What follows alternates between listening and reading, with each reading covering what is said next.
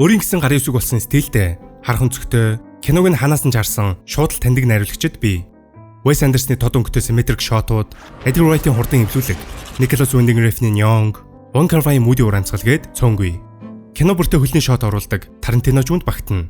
Харин Азийн кино урлагт, тэр дундаа Өмнөд Солонгосын кино урлагт яг үүнтэй л өөрийн гэсэн стилтэй нэг найруулагч бол Пак Чан-вук.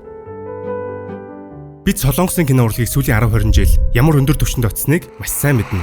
Thank you. I will drink until next morning. Thank you. Гэвч энэ амжилт Солонгосын кино урлагийн шин давлгаанаас эхлэлтэй. Солонгосын шин давлгаа нь тухайн үеийн нийгмийн асуудлыг хүчтэйгээр шүмжилж эхэлсэн бөгөөд ердөө л 80-ад оны сүүлээс эхлэлтэй гэсэн үг.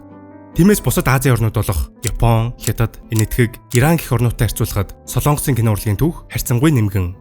Маш хүчтэй нийгмийн хөдөлгөөн эсэргүүцэлтээр нэмээд энэхүү давлгаа эхлүүлсэн олон уран бүтээлчдийн төрлөخت Пак Чан-вукээс эхлээд одоогийн бидний сайн мэдэх алдартай уран бүтээлчид төрсөн билээ. Цаг хугацааны үед үсрэлттэй үйл явдал яг л орооцолцсон улсыг баг багаар тайлж буй мэд учир бүтүүлэг зохиол эцэст нь түүнийгээ тайлснаар огт төсөөлөг өвчтэй эргэлт болох нь түүний кинонд хамгийн түгээмэл үзэгддэг зүйл.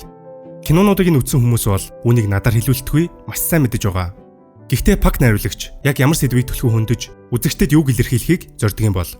Тэгвэл өнөөдрийн бичлэгээрээ Пак Чан-вук найруулагчийн No Other Choice кино нээлттэйгтэй холбогдуулан энэ асуултанд хариулт олцгоё.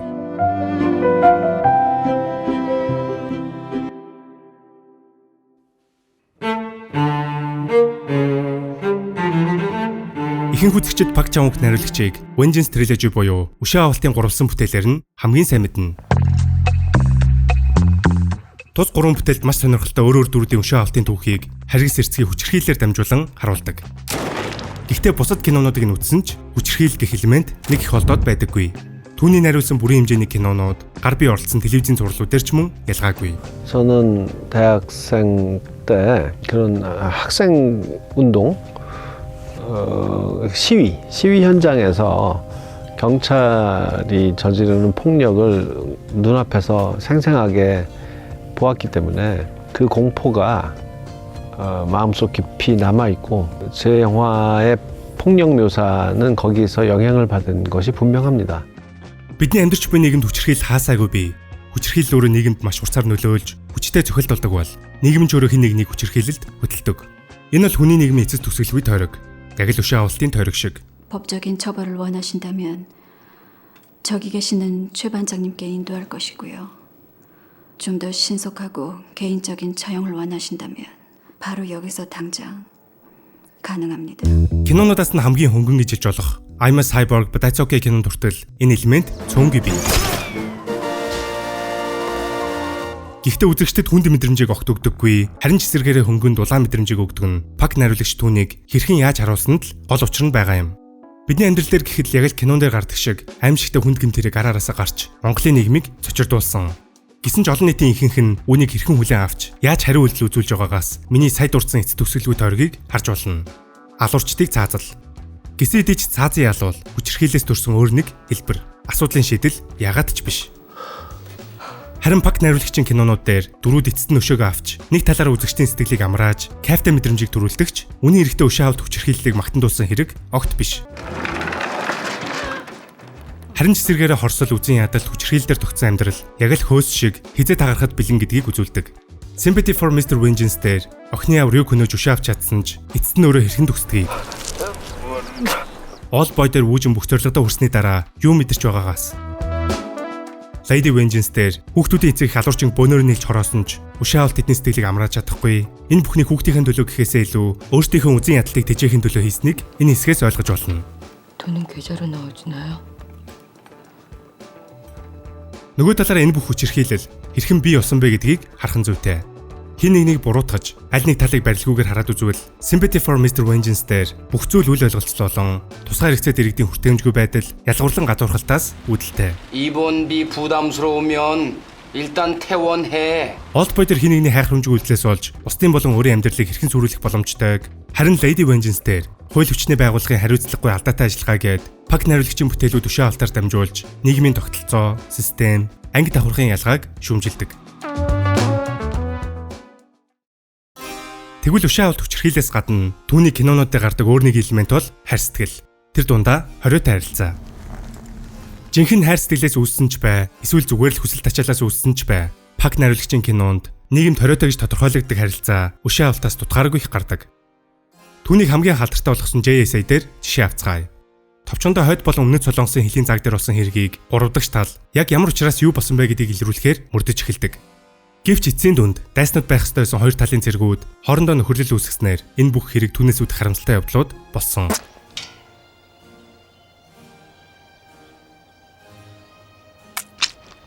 Гэвч Пак найруулагч өмнөд эсвэл хойд алиг нь зөвтгөж буруутгалгүй. Эцсийн дүндээ улс төрийн хагарал хуваагдал, үзэл санааны зөрчилд хүмүүс л хохирч үлддэг гэдгийг харуулсан юм.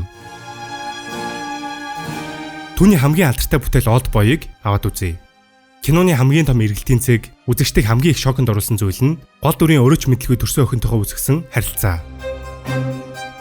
Хизээж байж боломгүй энэ харилцаа анханасаа төлөвлөгөөтэй манипуляц төр үүссэн ч үүгээрээ үзэгчдэд өшөө авт гэж ямар аимшигтай зүйл болохыг төлөөлүүлсэн. Яг үнтэй л эмэгтэй хүүхэд эцэгтэй татагдах Oedipus Complex-ыг харуулсан кино бол Пак найруулагчийн анхны олон улсын бүтээл Stalker. Кинонд гол дүр Индия яг авда татагддаггүй ч гэлээ. Хизээж харж байгаагүй авгах нь гарч ирснээр тодорхой хэмжээнд father figure нь олж түүнд хачирхалтай байдлаар татагдаж эхэлдэг. Stalker нэг талаараа coming of age киноч гэлээ. Индиагийн нөхцөл байдал нь хүн нас бийд хүрч ямар хүн болж төлөвшөх нь эцэг их гэр бүлээс хамгийн их шалтгаалдаг гэдгийг харуулсан кино. Кинонд Индигийн ээж охиныхоо үсийг нэг ч удаа санаж үзээгүй гэж дурддагддаг. Үүнээс Инди яг ээжтэйг нэг их дотн биш гэдгийг харж болно. Харин автаа өнгөрөөсөн ихэнх цаг нь ан агнах. Өөрөөр бол амтны ам таслах нэг төрлийн хүчирхийлэл. Гэвч авгах нь гарч ирснээр түүний болон гэр бүлийнхээ нууцыг мэдэж Инди эцэст нь аимшигтай мангас болон хуурсан. Үүнийг ч киноны опенинг дээр гол дүрийн монологоор илэрхийлсэн юм. I'm not formed by things that are of myself alone. I wear my father's belt tied around my mother's blouse and shoes which are from my uncle. Тэгвэл Пак Чон-угийн хамгийн инээдтэй нэгэн кино бол Thirst. Киноны санаач өөрөө хачирхалтай бас инээдтэй. Хэрвээ католик сүмийн санваартан цус орогч болвол яах вэ? Тэрээр цус орогч болсноор насан туршдаа сүмд амьдарч шашнаар дамжуулан ойлгож авсан философи амьдралыг харах өнцгтөө зөрчилдөж байгааг харуулдаг. Үүнийг илүү хүч нэмсэн зүйл нь айл их нэртэй дотн харилцаа үүсгэсэн явдал. Тэр нь ч өөрөө киноны зөрчлийг улам хурцтгаж эцэст нь бүх гим нүглээ хүлээхэд хүргэдэг. Өөрөөр бол Thirst нь хүний хүсэл болон итгэл үнэмшлийн зөрчлийг санваартан цус орогч болж цаашлаад айл их нэртэй дотн харилцаа үүсгэж байгаагаар илэрхийлсэн кино. Харин The Handmaiden бол Японы дарал байх үеийн Солонгост хоёр эмэгтэй хүн дотн харилцаатай байж болохгүй цаг үеийг харуулсан кино. Гол дүрүүдийн харилцаагаар дамжуулж тухайн үеийн нийгэм, одоогийн нийгэмд ч байгаа хүйсийн хэвшмэл ойлголт, эрх хүссэн нийгэмд бүх талаараа дамгаалах гэх мэт хүнд бас эмзэг сэдвүүдийг маш зоригтойгоор хөндөж хамгийн гол нь үнийгээ үнэхээр үзэсгэлэнтэй гоо зүйтэйгээр бүтээж чадсан юм. Миний хувьд The Handmaiden Пак найруулагчийн хамгийн үзэсгэлэнтэй кино.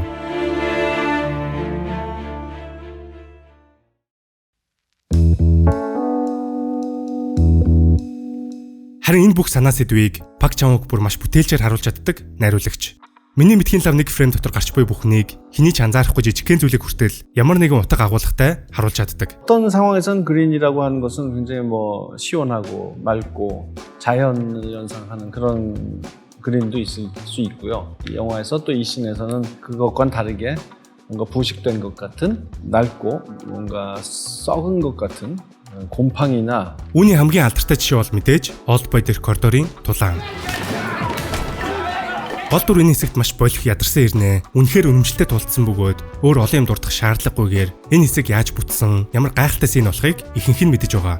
Техникэл талаас урд өмнө байгаагүй маш шинэлэг, үзүүштэй болсноор кино дэлгэцийн урлагт маш том нөлөөтэй, түүнээс санаа авсан олон бүтээлүүд төрөх болсон.